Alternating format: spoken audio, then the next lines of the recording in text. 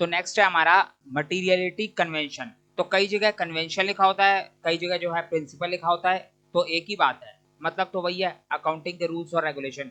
तो यहाँ पर मटीरियलिटी का मतलब क्या है, इसको हमें समझना है। The convention of materiality means that in accounting only important and relevant information should be provided to the users of financial information, that is only material information should be supplied। तो क्या बोला हुआ है, अकाउंटिंग के अंदर जो जरूरी important और रेलिवेंट इंफॉर्मेशन होती है उसको हम मटीरियलिटी का नाम देते हैं। अगर मैं आपसे बोलता हूँ कि ये इंफॉर्मेशन इंपॉर्टेंट है तो इसका मतलब है कि मैं बोल रहा हूँ ये इंफॉर्मेशन मटीरियल है। मटीरियल का मतलब होता है इंपॉर्टेंट एंड रेलिवेंट इंफॉर्मेशन। यहाँ पर हम किसी भी तरीके की कोई इररेलेवेंट इंफॉर्मेशन की बात नहीं करते। मटीरियलिटी कॉन्सेप्ट हमें बोलता है कि अकाउंटिंग के अंदर आप सिर्फ मटीरियल इंफॉर्मेशन को ही अपने यूजर्स को सप्लाई करोगे। तो हमें जो है अपने फाइनेंशियल स्टेटमेंट के अंदर सिर्फ मटीरियल इंफॉर्मेशन ही लिखनी होती है, यानी सिर्फ रेलिवेंट और इंपॉर्टेंट इंफॉर्मेशन ही लिखनी होती है। हम अपने अकाउंटिंग यूजर्स को, अपने फाइनेंशियल इंफॉर्मेशन के यूजर्स को सिर्फ रेलिवेंट इंफॉर्मेशन ही प्रोवाइड करवाते हैं। हमारे पास बहुत सारी इररेलेवेंट इंफॉर्मेशन होती है, बहुत सारी अनइम्पोर्टेंट इंफॉर्मेशन होती है, उसको हम कभी भी अपने फाइनेंशियल स्टेटमेंट के अंदर नहीं लिखते, क्योंकि उसको पढ़ेगा कौन। अगर आप बहुत सारी इररेलेवेंट इंफॉर्मेशन फाइनेंशियल स्टेटमेंट के अंदर लिख दोगे तो जो हमारे अकाउंटिंग यूजर्स हैं, फाइनेंशियल इंफॉर्मेशन के यूजर्स हैं, वो जो है उस इररेलेवेंट इंफॉर्मेशन को देख के हमारी फाइनेंशियल स्टेटमेंट्स को पढ़ेंगे ही नहीं, उसको देखेंगे ही नहीं। तो इसीलिए जो है फाइनेंशियल स्टेटमेंट बनाते समय हम इररेलेवेंट इंफॉर्मेशन को और अनइम्पोर्टेंट इंफॉर्मेशन को हटा देते हैं। तो अब सवाल ये आता है कि ये कौन डिसाइड करेगा कि कौन सी इंफॉर्मेशन मटेरियल है और कौन सी इंफॉर्मेशन इममटेरियल है। मटेरियल का मतलब है इंपॉर्टेंट इंफॉर्मेशन और इममटेरियल का मतलब होता है अनइम्पोर्टेंट इररेलेवेंट इंफॉर्मेशन। तो हमें जो है ये डिसाइड करना है कि आखिर कौन सी इंफॉर्मेशन रेलिवेंट है, कौन सी इंफॉर्मेशन मटेरियल है। तो आखिर ये कैसे डिसाइड होगा, तो यहाँ पर देखो इस बारे में भी हमें बता रखा है। तो क्या बोला हुआ है कि हर वो इंफॉर्मेशन जो हमारे अकाउंटिंग यूजर्स के डिसीजन को अफेक्ट कर दे या हमारे अकाउंटिंग यूजर्स के डिसीजन को इन्फ्लुएंस कर दे, वो सभी इंफॉर्मेशन हमारी मटेरियल इंफॉर्मेशन कहलाएगी। यहाँ पर देखो क्या लिखा हुआ है, an item should be regarded as material if there is a reason to believe that knowledge of that item would influence or affect the decisions of the users of the financial statement। तो अगर कोई item हमारे financial statement के users के decision को affect कर रही है, इन्फ्लुएंस कर रही है, तो उस केस में वो आइटम हमारे लिए मटेरियल आइटम कहलाएगी। अब डिसीजन अफेक्ट करने का क्या मतलब है, फाइनेंशियल स्टेटमेंट के जो यूजर्स होते हैं वो कौन सा डिसीजन लेने वाले हैं। तो देखो यूजर्स का मतलब तो आपको पता है ना, अकाउंटिंग यूजर्स का या मैं कहूँ फाइनेंशियल स्टेटमेंट के यूजर्स का मतलब है हर वो लोग जिनका हमारे बिजनेस से डायरेक्टली और इनडायरेक्टली इंटरेस्ट हो। हमने अपने फर्स्ट चैप्टर के अंदर पढ़ा था अकाउंटिंग यूजर्स हमारे पास दो तरीके के होते हैं, एक होता है इंटरनल यूजर्स और दूसरे होते हैं एक्सटर्नल यूजर्स। तो फाइनेंशियल स्टेटमेंट के जो यूजर्स होते हैं उसके अंदर हमारे इन्वेस्टर्स भी आते हैं। तो जो इन्वेस्टर्स होते हैं वो फाइनेंशियल स्टेटमेंट देखकर डिसाइड करते हैं कि हमें इस बिजनेस के अंदर पैसा इन्वेस्ट करना चाहिए या फिर नहीं करना चाहिए, इन्वेस्ट और not to invest in the enterprise. या फिर जो हमारे बैंक्स होते हैं, हमारे जो सप्लायर्स होते हैं, वो डिसाइड करते हैं कि हमें इस बिजनेस को लोन देना चाहिए कि नहीं देना चाहिए, टू गिव और not to give loan to the business firm. तो यहाँ पर डिसीजन लेना है अकाउंटिंग यूजर्स को, और कोई भी इंफॉर्मेशन जो अकाउंटिंग यूजर्स के डिसीजन को अफेक्ट करे वो इंफॉर्मेशन हमारे लिए मटेरियल इंफॉर्मेशन कहलाती है। जैसे कि हमारी सेल्स हो गई, परचेज हो गई, एक्सपेंस हो गई, ये तो डायरेक्टली हमारी मटेरियल इंफॉर्मेशन है। आप ये थोड़ा ना करोगे कि अपनी सेल छुपा के बोलोगे कि ये अनइम्पोर्टेंट इन्फॉर्मेशन है, इममटेरियल इन्फॉर्मेशन है, ऐसा थोड़ी ना हो सकता है। इममटेरियल इन्फॉर्मेशन, इररेलेवेंट इन्फॉर्मेशन का मतलब भी अभी मैं आपको बताऊंगा, लेकिन फिलहाल के लिए आप ये समझो कि मटेरियल इन्फॉर्मेशन क्या होती है। और किसी भी बिजनेस के अंदर जितनी भी ट्रांजेक्शन होती हैं उसमें से 90% ट्रांजेक्शन हमारी मटेरियल ट्रांजेक्शन होती है। वो सारी ट्रांजेक्शन आपको फाइनेंशियल स्टेटमेंट के अंदर लिखनी ही होती है, उसमें कोई डाउट नहीं है। तो समझ में आ रही है बात, यहाँ तक की बात क्लियर हो गई। अब देखो मटीरियलिटी हमारा एक सब्जेक्टिव कॉन्सेप्ट है। हम बोलते हैं कि मटीरियलिटी हमारा एक सब्जेक्टिव टर्म है। सब्जेक्टिव टर्म का मतलब है कि मटीरियलिटी की कोई डेफिनेशन नहीं हो सकती। हर बिजनेस के लिए मटीरियलिटी का मतलब अलग अलग है। बिजनेस टू बिजनेस डिपेंड करता है कि कौन से बिजनेस के लिए कौन सी चीज मटीरियल है और कौन सी चीज इममटीरियल है। अगर मैं इसका एग्जांपल दूं, आप अपने आसपास किसी ग्रोसरी स्टोर में जाओगे तो वहां पर जाकर आप सामान खरीदो और उसके बाद बिलिंग काउंटर में आके ये बोलो कि मुझे एक एक्स्ट्रा पॉलिथीन दे दो, तो वो लोग आपको आसानी से एक्स्ट्रा पॉलिथीन दे देंगे, उनको कोई दिक्कत नहीं है, क्योंकि वो पॉलिथीन का पैसा उनके लिए मटेरियल नहीं है। अगर एक आध पॉलिथीन उनकी गायब भी हो जाए या फिर आप एक्स्ट्रा मांग भी लो तो उससे उनके बिजनेस को फर्क नहीं पड़ने वाला, क्योंकि वो ग्रोसरी स्टोर लेकर बैठे हैं, वो ग्रोसरी आइटम का बिजनेस लेकर बैठे हैं। हाँ, लेकिन अगर आप एक पैकेट चीनी एक्स्ट्रा मांग लोगे तो फिर उससे उनको फर्क पड़ेगा। चीनी उनके लिए मटेरियल है लेकिन पॉलिथीन उनके लिए मटेरियल नहीं है। लेकिन अगर मान लो आप किसी पॉलिथीन की शॉप पे गए, ऐसी शॉप पे गए जहां पर सिर्फ पॉलिथीन बिकती है, उस शॉप पर जाकर आप बोलो कि मुझे थोड़ी सी एक्स्ट्रा पॉलिथीन दे दो, तो क्या वो आपको फ्री में एक्स्ट्रा पॉलिथीन दे देगा? बिल्कुल नहीं देगा। वो बोलेगा कि यहाँ पर तो मैं पॉलिथीन का बिजनेस करने बैठा हूँ, अगर मैं ऐसे हर किसी को एक्स्ट्रा पॉलिथीन देने लग गया तो मैं कमाऊंगा क्या? तो पॉलिथीन के बिजनेस के अंदर पॉलिथीन हमारी मटीरियल आइटम बन गई। वही हमारे ग्रोसरी बिजनेस के अंदर पॉलिथीन बिल्कुल भी मटीरियल आइटम नहीं थी, वहां पर हमारा मेन बिजनेस ग्रोसरी का था। तो बिजनेस टू बिजनेस डिपेंड करता है। अगर मान लो आपका 500 करोड़ का बिजनेस है तो उस केस में आपके लिए 500,000 रुपए की आइटम की कोई वैल्यू नहीं है, वो आपके लिए इममटीरियल है। अगर 500,000 रुपए की चीज का हिसाब किताब नहीं मिल रहा तो भी कोई दिक्कत की बात नहीं है, हेरा फेरी हो जाए 1000-2000 की तो कोई दिक्कत नहीं है। लेकिन अगर मान लो आपका 5,000 रुपए का बिजनेस है, 10,000 रुपए का बिजनेस है, तो वहां पर तो 1000-2000 रुपए बहुत बड़ी बात हो जाती है, वो तो बहुत मटीरियल आइटम हो जाएगी। तो वहां पर 500 रुपए भी बहुत बड़ी बात है। तो इसीलिए जो है ये बोला जाता है कि जो मटीरियलिटी है वो एक सब्जेक्टिव टर्म है। Business to business, situation to situation depend करता है कि कौन सी आइटम किस बिजनेस के लिए मटेरियल है और किसके लिए नहीं है। It is on the judgement, common sense और description of the accountant that which item is material and which is not. तो ये डिपेंड करता है अकाउंटेंट के जजमेंट के ऊपर, कॉमन सेंस के ऊपर और डिस्क्रिप्शन के ऊपर। तो जजमेंट का हो, कॉमन सेंस का हो, चाहे डिस्क्रिप्शन का हो, अकाउंटेंट कोई भी फैसला ये देख कर लेगा कि आखिर बिजनेस कितना बड़ा है, किस टाइप का बिजनेस है, बिजनेस किस आइटम में डील करता है, ये सब देखने के बाद ही डिसीजन लिया जाएगा। Materiality depend not only upon the amount of item but also upon the size and nature of the business. तो मैंने आपको अभी बताया कि अगर आपका 500 करोड़ का बिजनेस है तो वहां पर तो आपके लिए 50,000 की आइटम भी मटीरियल नहीं है।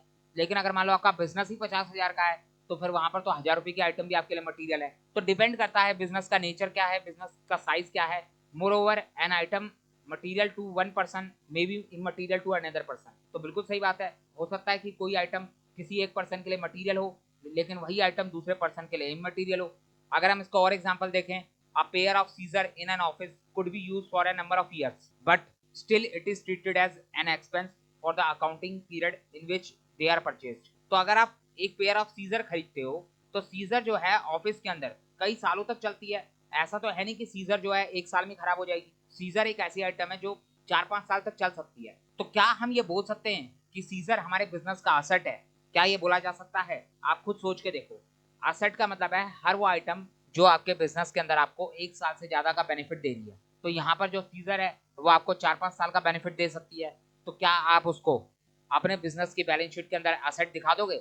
एक तरफ आपके असेट के अंदर 50 लाख की मशीन आ रही है, 1 करोड़ की बिल्डिंग आ रही है, 70,000 का फर्नीचर आ रहा है, वहीं दूसरी तरफ उसके नीचे लिखा हुआ है 50 रुपए की सीजर, 100 रुपए की सीजर। आप बोल रहे हो कि ये मेरी असेट है, मुझे more than one accounting period का बेनिफिट दे रही है, तो इसको तो मैं बैलेंस शीट के अंदर लिखूंगा। तो आप खुद सोच के बताओ क्या ये अच्छा लगेगा अगर हम ऐसे काम करने लग जाएं? अगर हम 50-100 रुपए की चीजों की कैलकुलेशन करने लग जाएं बिजनेस के अंदर, तो क्या ये अच्छी बात है? हमारे पास इतना टाइम है कि हम 50-100 रुपए को अपनी असेट मान के हर साल जो है उसके ऊपर डेप्रिसिएशन लगाते रहें? हम बैलेंस शीट के अंदर लिख दे 50 रुपए की हमने सीजर परचेस करी और इसको हम 5 साल तक इस्तेमाल करेंगे, तो हर साल हम 10-10 रुपए का डेप्रिसिएशन मान के इसको अपने प्रॉफिट एंड लॉस अकाउंट में लिखेंगे। तो क्या ये अच्छा लगेगा? क्या इतना टाइम हम वेस्ट कर सकते हैं? क्या इस तरीके की बातें बिजनेस के अंदर हो सकती हैं?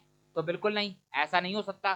तो यहाँ पर यही बोला हुआ है कि इस तरीके के छोटे मोटे खर्चों को आपको असेट नहीं मानना, फिर भले ही वो एक साल से ज्यादा अकाउंटिंग पीरियड का बेनिफिट क्यों ना दे रही हो, इसको आप जो है अपना एक्सपेंस मान के उसी साल अपने प्रॉफिट एंड लॉस अकाउंट में डाल दोगे जिस साल आपने इसको परचेज करा हो। Treated as expense for the accounting period in which they are purchased. तो समझ में आ रही है बात?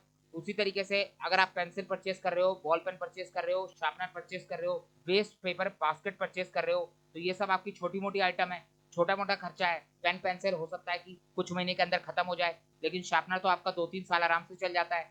तो आप क्या शार्पनर को अपना असेट मान लोगे? बिल्कुल नहीं। वेस्ट पेपर बास्केट, आप कोई बास्केट लेके आए जिसमें आप अपने वेस्ट पेपर को डालोगे, तो ये बास्केट तो 4-5 साल तक चलेगी। तो क्या आप इस 100-150 रुपए की बास्केट को अपना असेट मान लोगे? बिल्कुल नहीं। तो यही बोला गया है कि ये छोटी मोटी आइटम को आप अपना असेट मत मान लेना, इनको जो है आप डायरेक्टली अपने प्रॉफिट एंड लॉस अकाउंट के एक्सपेंस साइड में रिकॉर्ड कर देना। टेक्निकली ये सब चीजें हमारी असेट होती हैं लेकिन इसको हम असेट मानते नहीं है। अब आप ये बोल सकते हो कि ये आइटम आपकी असेट के लिए इमटेरियल है, आप इनको अपनी असेट नहीं मान सकते, भले ही इनके अंदर असेट वाली क्वालिटी क्यों ना हो। तो कौन सी चीज असेट मानी जाएगी, कौन सी चीज एक्सपेंस मानी जाएगी, कौन से एक्सपेंस को हम कैपिटल एक्सपेंडिचर मानेंगे, कौन से एक्सपेंस को हम रेवेन्यू एक्सपेंडिचर मानेंगे, वो सब कुछ हमारा सब्जेक्टिव मैटर है, बिजनेस टू बिजनेस डिपेंड करता है। तो समझ में आ रही है बात। तो मटीरियलिटी का कॉन्सेप्ट क्लियर हो गया। अब देखो मटीरियलिटी से ही जुड़ा हुआ हमारे पास एक और कन्वेंशन है जिसको बोलते हैं हम फुल डिस्क्लोजर कन्वेंशन। तो कई बार एग्जाम में इसके ऊपर भी क्वेश्चन आ जाता है, तो एक बार फटाफट इसको भी समझ लेते हैं। इसके नाम से क्लियर हो रहा है कि इसका मतलब क्या है। फुल डिस्क्लोजर का मतलब है ये कन्वेंशन बोल रही है कि आपको जो है अपने फाइनेंशियल स्टेटमेंट के अंदर सभी रेलिवेंट इंफॉर्मेशन को पूरी तरीके से फुल डिस्क्लोज करना है। The convention of full disclosure suggest that every financial statement should fully disclose all relevant information. Relevant information का मतलब है मटीरियल इंफॉर्मेशन। तो आपको जो है अपने फाइनेंशियल स्टेटमेंट के अंदर सभी रेलिवेंट इंफॉर्मेशन को फुली डिस्क्लोज करना है। रेलिवेंट इंफॉर्मेशन का मतलब वो इंफॉर्मेशन जो आपके एक एवरेज इन्वेस्टर के डिसीजन को अफेक्ट कर जाए। तो यहाँ पर भी मटीरियल इंफॉर्मेशन की बात करी जा रही है, फुली डिस्क्लोज करना है, कोई भी बात छुपानी नहीं है। There should be complete and understandable reporting on the financial statement of all significant information. Significant का मतलब है इंपॉर्टेंट इंफॉर्मेशन यानी material information related to the economic affairs of the entity.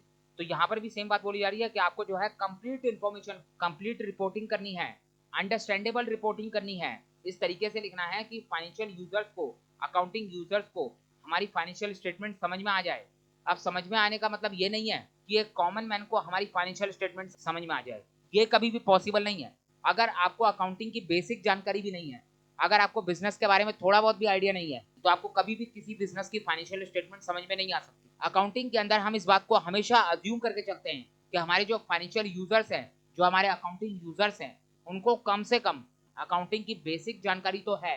क्योंकि अगर आपको अकाउंटिंग की थोड़ी बहुत भी जानकारी नहीं है, तो फिर चाहे आप जितनी मर्जी अच्छी तरीके से फाइनेंशियल स्टेटमेंट बना लो, जितना मर्जी फुली डिस्क्लोज कर लो, एक कॉमन पर्सन को कभी भी फाइनेंशियल स्टेटमेंट समझ में नहीं आने वाली। अगर आपको असेट लायबिलिटी का मतलब ही नहीं पता, तो आप कैसे फाइनेंशियल स्टेटमेंट को समझ लोगे।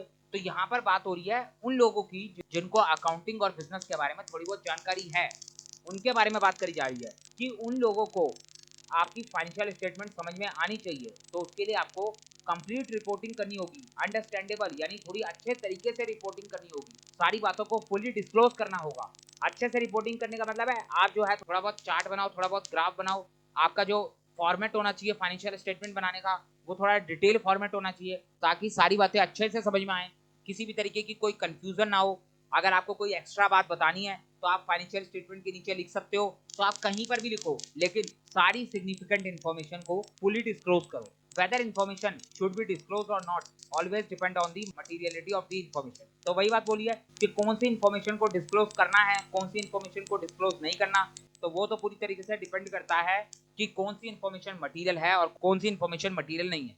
तो समझ में आ रही है बात, यहाँ तक की बात क्लियर हो गई। अब इसका एक एग्जाम्पल भी देख लो। If the income statement shows net sales at rupees 1,27,500, it is important for the reader to know the amount of gross sale which may rupees 1,50,000 and the sales return rupees 22,500. The disclosure of 15% sales return may help the users to find out the actual sales position. Income statement का मतलब होता है profit and loss account.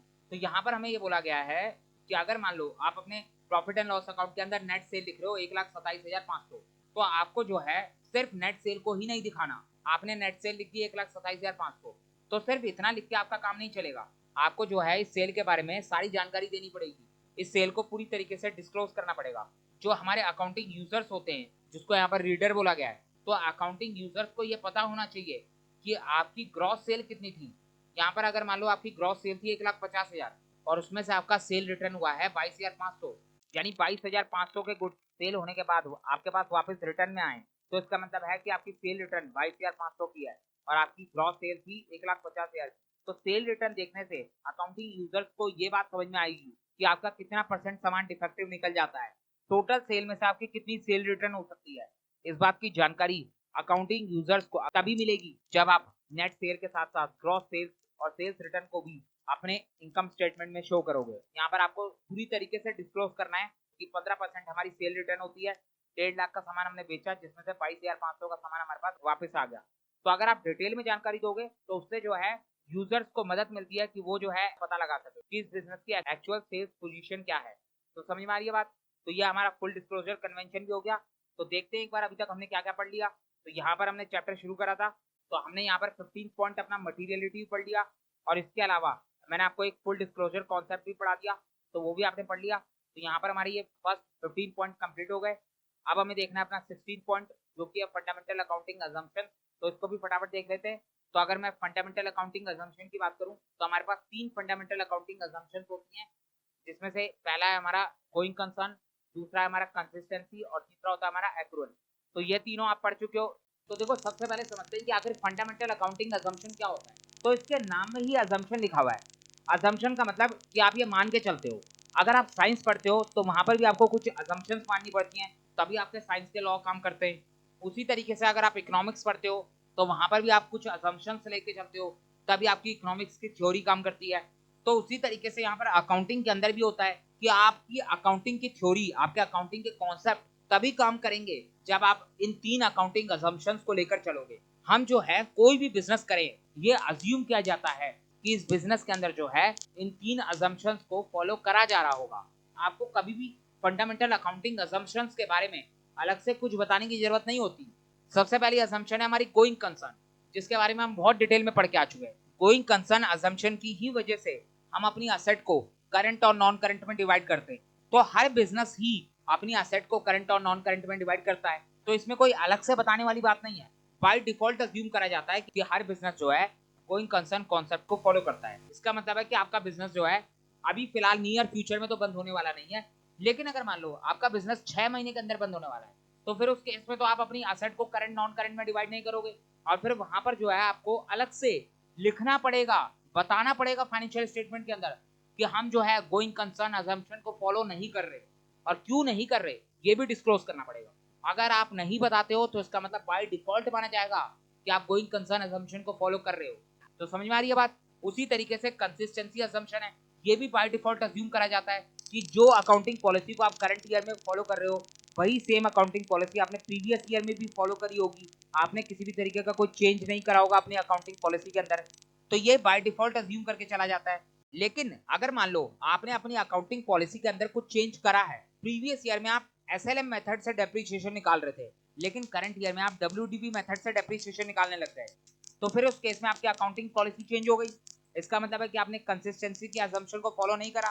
तो अगर आपने consistency assumption को follow नहीं करा, तो उस केस में जो है आपको अलग से फाइनेंशियल स्टेटमेंट के अंदर लिखकर बताना पड़ेगा कि यहाँ पर मैंने ये वाला मेथड चेंज करा है, यानी मैंने कंसिस्टेंसी प्रिंसिपल को फॉलो नहीं करा। अब क्यों नहीं करा उसके बारे में भी जानकारी देनी पड़ेगी। तो समझ में आ रही है बात। उसी तरीके से हो जाती है हमारी एक्यूरल अजम्पशन। एक्यूरल तो अकाउंटिंग करने का एक सिस्टम है। हमने पढ़ा था कैश बेसिस ऑफ अकाउंटिंग और एक्यूरल बेसिस ऑफ अकाउंटिंग। मैंने आपको बोला था कि 99% बिजनेस के अंदर accrual basis of accounting follow करी जाती है। तो जब भी हम किसी भी बिजनेस की फाइनेंशियल स्टेटमेंट देखते हैं, तो हम ये बाय डिफॉल्ट अज्यूम करके चलते हैं कि इस बिजनेस ने जो है एक्यूरल बेसिस से ही अकाउंटिंग करी होगी। आपको अलग से कोई बताने की जरूरत नहीं है कि हम एक्यूरल बेसिस को फॉलो कर रहे हैं। बाय डिफॉल्ट अज्यूम ही यही करा जाता है कि आप एक्यूरल बेसिस को ही फॉलो करोगे। तो यहाँ पर भी फिर वही बात आ जाती है कि अगर मान लो आपने एक्यूरल बेसिस को फॉलो नहीं करा, आपने जो है कैश बेसिस से अकाउंटिंग करी है, तो फिर उस केस में आपको अलग से बताना पड़ेगा, डिस्क्लोज करना पड़ेगा फाइनेंशियल स्टेटमेंट के अंदर कि मैंने जो है एक्यूरल बेसिस के असम्पशन को फॉलो नहीं करा और कैश बेसिस के हिसाब से अपनी अकाउंटिंग करी है। तो समझ में आ रही है बात। अब देखो यहाँ पर ये सारी बातें लिखी हैं जो मैंने अभी आपको बताई। If nothing has been written about the fundamental accounting assumption in the financial statement, then it is assumed that they have already been followed in their preparation of the financial statement. तो अगर financial statement के अंदर कुछ भी नहीं लिखा fundamental accounting assumptions के बारे में, तो इसका मतलब है कि आप ये अज्यूम करके चल सकते हो कि फाइनेंशियल स्टेटमेंट के अंदर इन तीनों अजम्पशंस को फॉलो करा गया होगा। लेकिन अगर इनमें से किसी भी अजम्पशन को फॉलो नहीं करा जाता, however, if any of the above mentioned fundamental accounting assumption is not followed, then this fact should be specifically disclosed. तो अगर इनमें से कोई एक भी फंडामेंटल अकाउंटिंग अजम्पशन को आप फॉलो नहीं करते हो, तो उस केस में आपको अलग से स्पेसिफिकली डिस्क्लोज करना पड़ेगा कि मैंने इस पर्टिकुलर अजम्पशन को फॉलो नहीं करा। तो समझ में आ रही है बात। तो ये हो गया हमारे 3 फंडामेंटल अकाउंटिंग अजम्पशन। तो क्लियर हो गया।